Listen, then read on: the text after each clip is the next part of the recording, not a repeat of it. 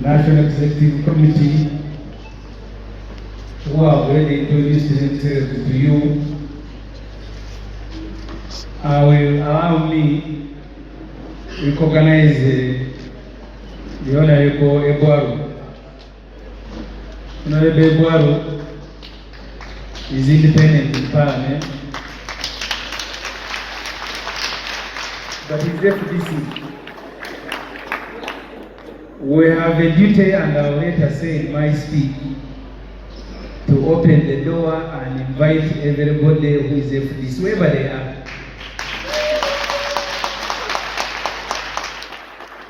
Members of the NEC who are here, distinguished FDC district chairmen, elected leaders at local level and national level, the organizers here that we have seen moving up and down, all of you who are here, I greet you in the name of the Almighty God. I am very happy that this meeting has happened. There was a possibility that people didn't want it to happen, for reasons I don't understand. We cannot be tortured by Museveni, complain, and then we begin torturing ourselves.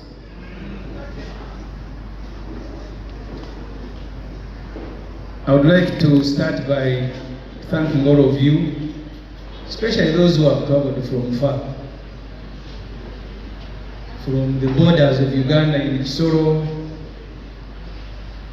in Western Nile, in Acholi, from Teso, from Buket, from Barara, from Wankole, from Chigezi, from Buganda, from Toro, from the Kingdom of Oil in Bunyoro.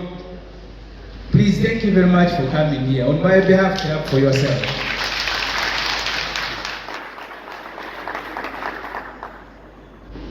I have been duly introduced to you. You elected me to speak for the FDC, something I have done for the last 8 years.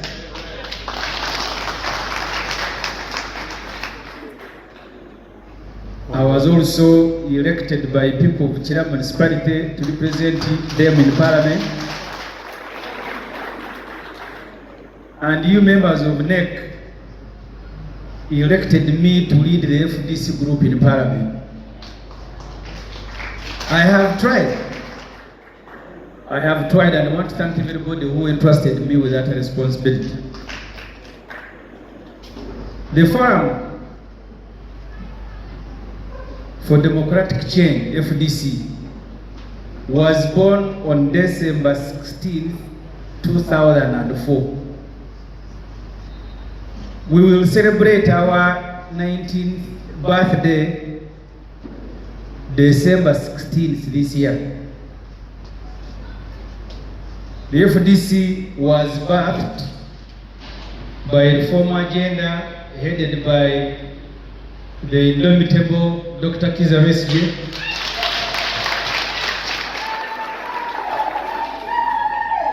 Parliamentary Advocacy Forum, at that time headed by the Honorable Augustine Zinana, and the National Democratic Forum of Musevenis Chapakaruhanga.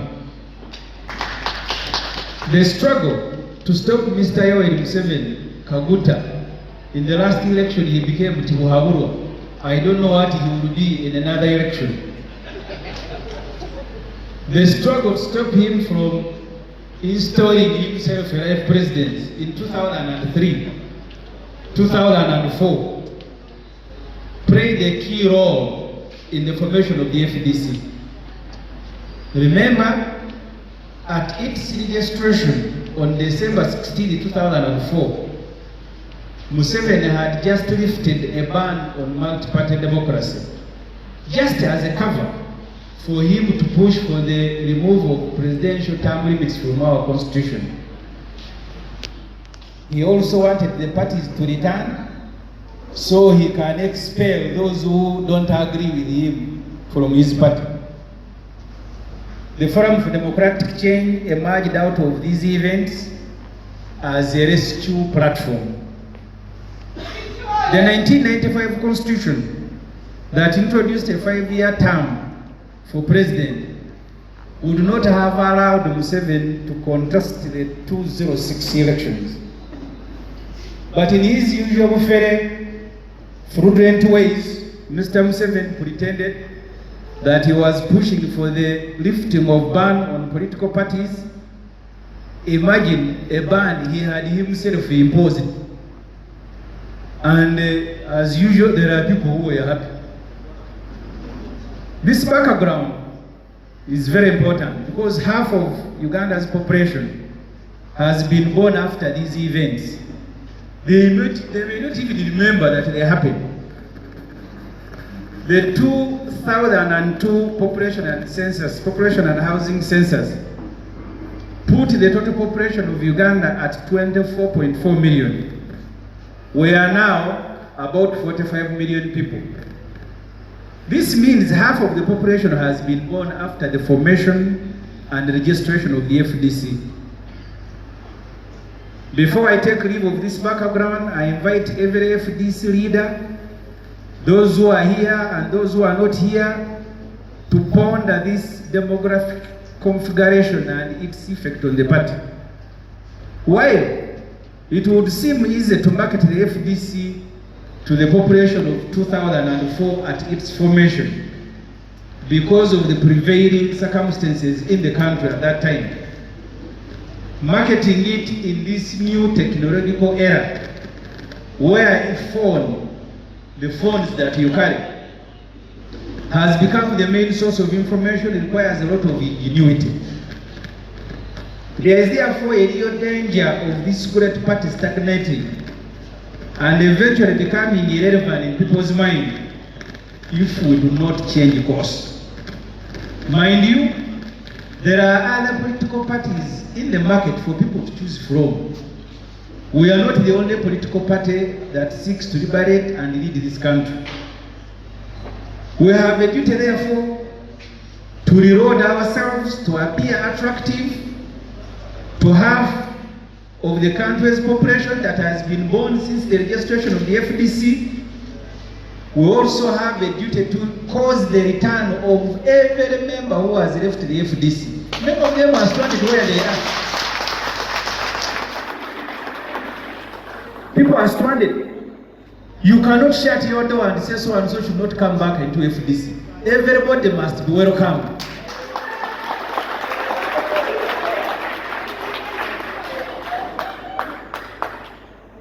We must also make everybody a leader and a member of the FDC comfortable that you and I are keeping the right company. We have a duty. Internal elections help political parties renew themselves. Just like you see snakes, those of you who have seen them, shed off old skin and periodically embrace a new one. That's how they look glittering all the time. That's what internal elections must help a party to achieve. To begin glittering again, look good. Unfortunately, our internal elections, a huge opportunity to position ourselves once again, are being selfishly bungled. The party president, Engineer Patrick Amuriat, told us in one of the recent National Executive Committee meetings that we are headed for a split. You can ask the members who are here. It is this observation that made us think twice about rushing these elections. And we said a solution must be found before we plunge into these elections, where you are forewarned not by anyone else but the party president. That's why the National Executive Committee at its 239th meeting on June 16th voted to stay elections for at least 1 month to try to resolve the underlying issues that might cause a split. The Executive Committee made the following resolutions. During this 1 month, a committee of elders headed by Dr. Frank Nahuiso, investigating the suspicious money that came into FDC during the 2021 general elections, conclude that investigation and reports to National Council. That was the resolution of the National Executive Committee. The National Executive Committee also resolved that we will need to have an emergency National Council, among other things, to receive and also discuss this report on the suspicious money. We also resolved that we will convene a retreat of the National Executive Committee to try to reconcile ourselves and speak about candidly the future of this party. We further recommended that other fora, including the parliamentary caucus which I head, should meet the party leadership and we encourage other meetings so we can put our house in order before we go for elections.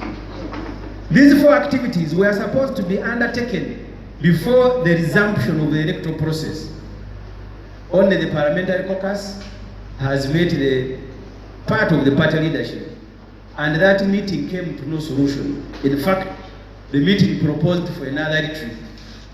The other 3 have not happened. And then I hear sloganeering in the Musevenis style, elections. Yes, elections are good, but they must be for an intention. They are not a ceremony. Let me now deal very briefly with the suspicious money because that investigation is ongoing. Muzei Katembea was part of the committee investigating. This money came into the party during the general elections of 2021. The real amount and source is now a subject of investigation by the Elders Committee. Because this money did not come into the party the usual way, it has become very difficult to account for it. I have been a leader of the FDC responsibility. This particular one, I have never sat in a meeting to receive it or to even know where it came from. It was brought by the Secretary General, the Honorable Nandala.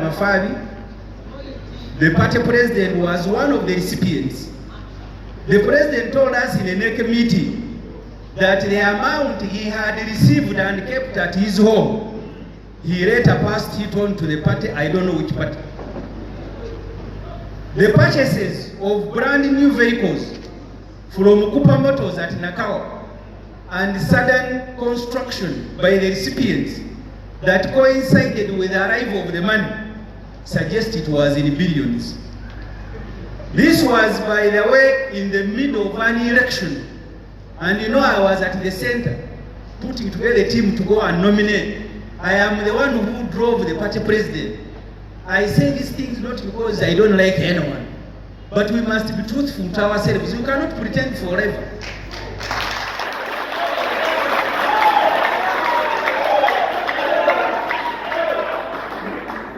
One Uganda, one people, one people, one Uganda.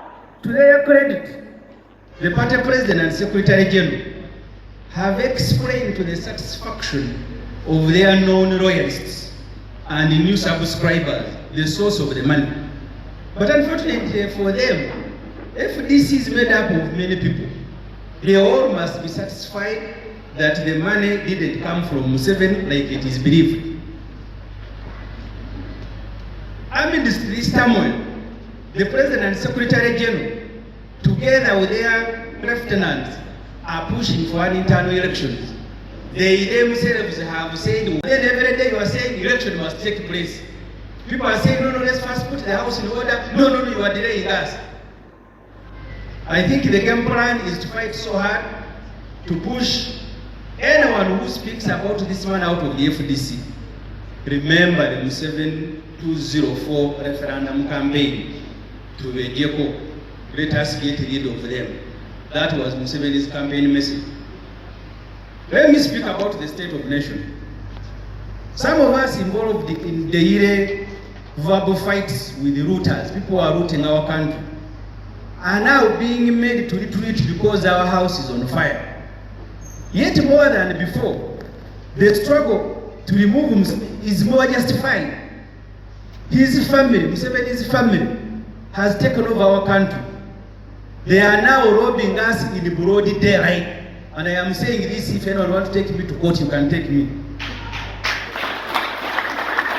They are more dangerous than those who are robbing mobile money kiosks. General Salim Saleh, Museveni's younger brother, has installed himself as a co-president, filling in the gaps for his aged and sometimes sick brother. General Saleh took over National Agricultural Advisory Services, NADS, which has an annual budget of 500 billion shilling that he wanted to make every poor Ugandan wealthy. That was his mission. More than 2 trillion shilling perished in this 2 years operation wealth creation. When eventually we looked at the money and we did not become wealthy, his brother said, now we're mioga. Then they started another trillion went into this. Then they said, now parish development model. I hope you guys know how much money we spend on Museveni and his wife per day. We told you this when we were handling the budget. Every day we spend 1.1 billion on Museveni and his wife because their children have grown and left State House. We are spending on Museveni 47.7 million per hour. We are spending 800,000 on Museveni and his wife per minute. Let me put it more clearly. Every 2 seconds, every 2 minutes, we are spending 1.5 million on Museveni. Every 2 minutes. You can count how many minutes you have been here. Sometimes you can salivate when Parliament is giving them all this money. You begin imagining your grandmother who is sick. And guys, every 2 minutes, they have 1.5 million. I hope you know that Saleh has built an industrial park in Kapeka using your taxes. Where do you think he gets the money he dishes out every day? The delegation is to meet Saleh. Is he the governor of Bank of Uganda? Even the governor of Bank of Uganda doesn't have this luxury. Museveni's son, a serving military officer, in total violation of the Constitution and the EPDF Act, is involved in partisan politics, for which other generals like General Tumukunde were arrested and detained. These days, Museveni's son is the paymaster for those who are defecting. You have seen some MPs from No. An MP who passes a budget and he says, I want to develop my constituency and the destination is Mohozika in Rugabo. And you think you have a country. You are an MP. Your job is to pass a budget. After passing the budget, you are on your way to go and meet Mohozika in Rugabo because you want to develop your constituency. Don't you guys see where we are as a country?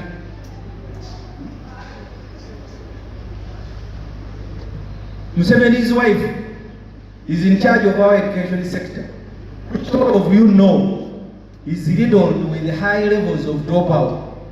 Yet she has access to an annual budget of over 1 trillion shilling. Museveni's sister, Juliet Ajubiri, is vice chairperson of one of the Education Service Public Commission. Service Education Service Commission. The husband, Museveni's Muko, a German, has taken over Uganda's printing and publishing corporation. The result of state capital and nepotism is deteriorating quality of education, deteriorating health care, and breakdown of major infrastructure like roads. Fighting these fellows is what should occupy us and not this okwe picture by our leaders. That's what we are involved in.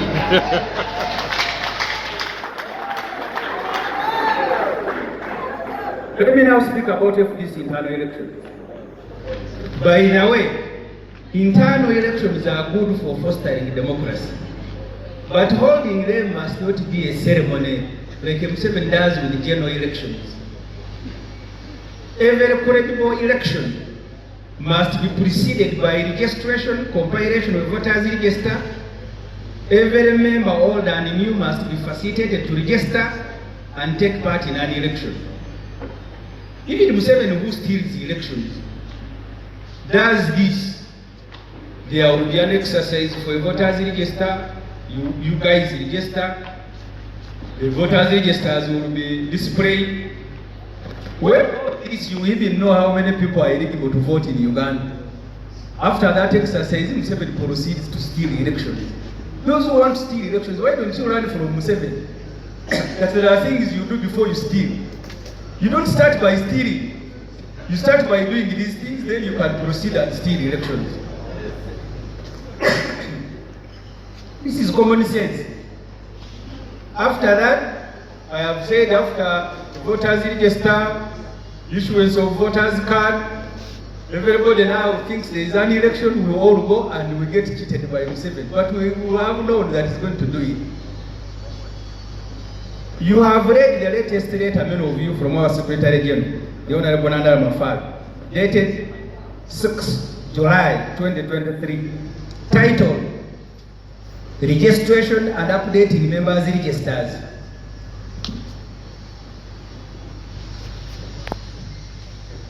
This letter says, let me read for you part of that letter. The registration of members is an exercise that has been ongoing since 2015 with the blue books that were provided to the villages.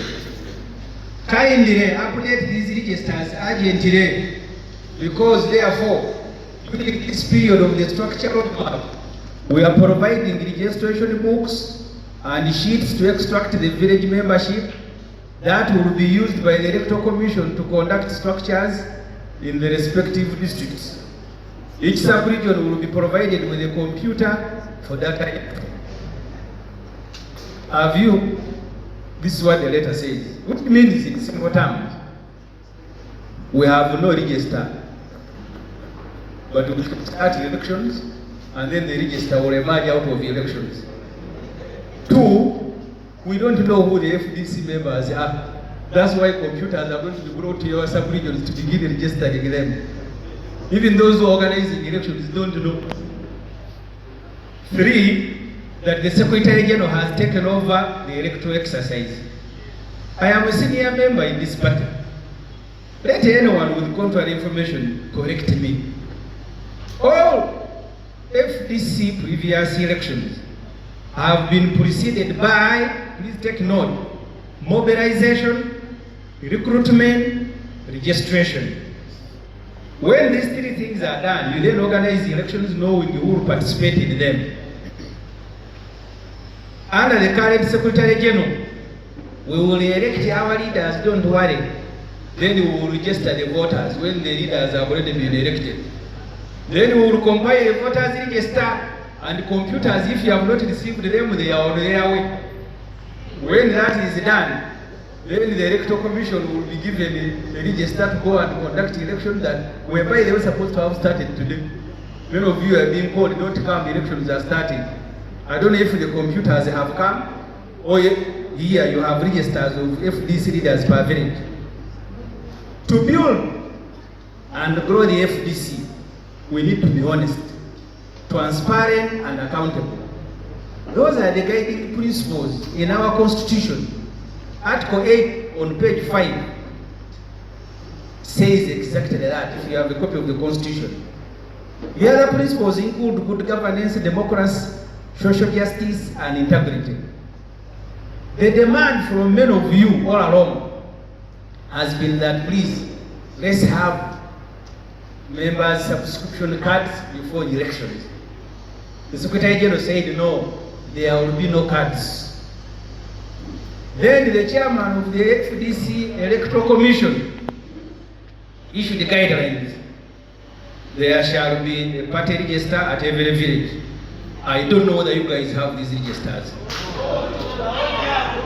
All party members are expected to register so as to participate in the elections. I don't know if we have finished registering all party members.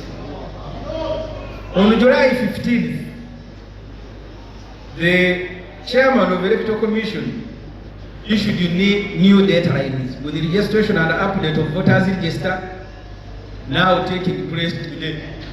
Immediately when we started raising some pressure, elections were now, I hear is it 21st?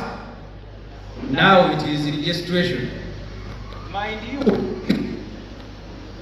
today was meant to be the D-Day. Dear FDC leaders and members, this is how things started in DP and UPC. The DP elections in Imbari that brought in the Honorable Robert Mao started this way. Let's have elections. When the people protested against Mao, he said they were tribalists, they didn't want him because he was an actual. You may have heard this language as well, where you are there.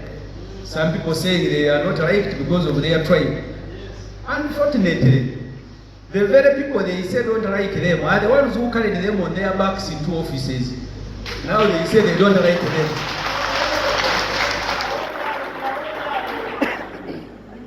In Parliament, for me, I had wanted to be consumed with fighting Museveni.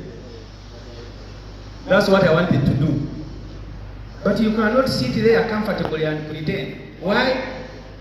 The DP president sits with NRM on the right hand of the speaker.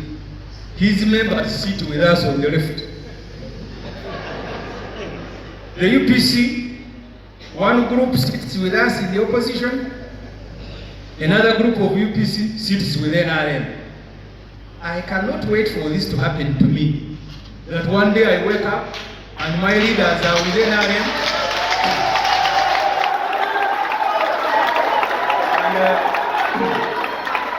And I am stranded. Yes, this is why. One Uganda. One people.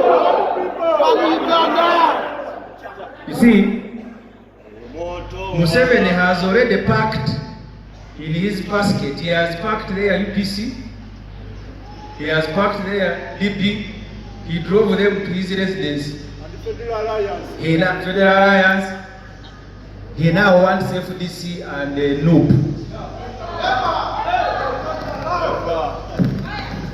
Trust me, this exercise, if you allow it to go the way it is, I know. I am a trained journalist. I have done journalism all my life. The RDCs, the ISO, CMI, are already compiling a fake delegates conference list. You will have, I can tell you, even Mao had, even Akena. You see, when Mirio got returned from exile, they had a delegates conference at Christ the King in Kampala. All the senior UPC people, the Honorable Cecily Ogwa, the Honorable Maratubo, the Honorable Ben Wacha, the Honorable late Dr. Kure Park and others, they did not allow them even to enter where the delegates conference was taking place. That's how media took over UPC. She then handed over to a son. The son and wife picked UPC and took it to Museveni and told him, Muzei, we have brought UPC. There are others who want to take FDC. Please, for me, I cannot go in that basket and you take me.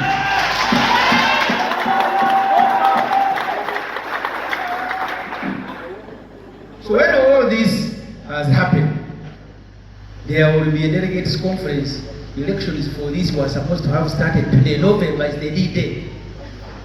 And in November, your duty will be to install formally Engineer Patrick Amuriat as the president, Nandala Mafaga as the secretary general. There will be subsequent elections for the Fraga Beara, in which Nandala will emerge the winner, and then the friendly match in 2006 between him and Museveni will emerge.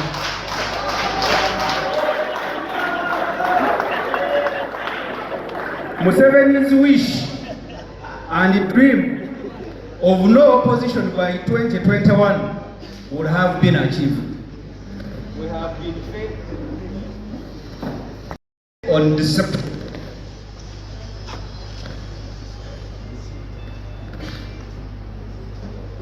We have deception for long. guys, this has got to come to an end. If you want to continue with it, if you want, please mark my word. If you want, for me, you can count me out. I cannot be party to a process that is going to install a power-like leadership whose main objective is to carry the party to Museveni. I am saying this without contradiction. You see, for me, I believe in FDC. Even when I lost an election as a chairman for General Mundu, I went back to serve, and nobody can complain that I have not served.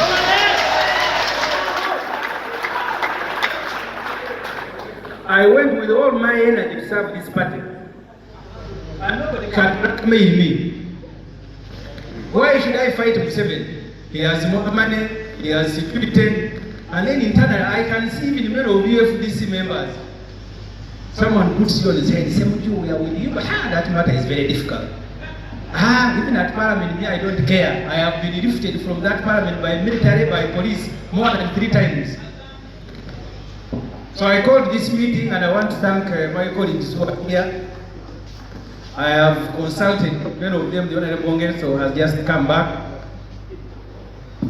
Has just arrived, sorry. There are many MPs, I consulted many of them. Some are out of the country. I also told the party president that as a person, I intend to carry out consultations starting today throughout the country.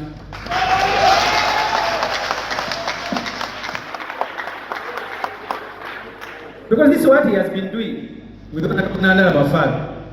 You hear them, they are here, and it is not a crime, they should go ahead. We will also do the same. I want them to do that.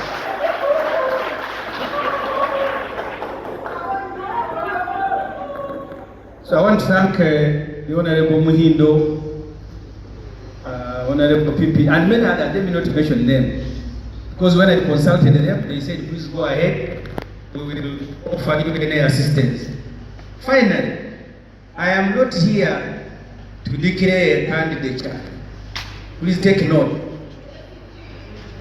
That usually is at the tail end of the processes. If there are no elections, why should anyone be a candidate? So that's not the reason I called you here. I called you here because I have more information than you have. I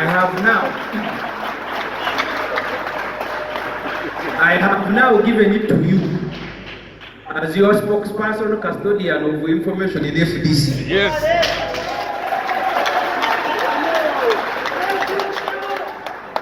It is entirely up to you. The Honorable Betkamia, my friend, the first time I told the country that when I went for a capital gang talk that was recorded in the State House, after the show, she was demanding to meet Museveni one-on-one, and eventually you saw what happened. The first time I said this, she nearly fought me. I left the Capital Radio before the end of the show. She wanted to fight. The first time I wrote about Mao, and I said, when we are in good for a meeting, Mao said, if Museveni handles us properly, we can help him defeat FDC. Mao was very angry with me. I am not prophesying, but I am telling you, we have taken the same route. When you don't see me at your destination, you will know that I moved out at a certain point. You can, me, Ssemujju, and you carry me the basket to Museveni. No. I want to thank you very much.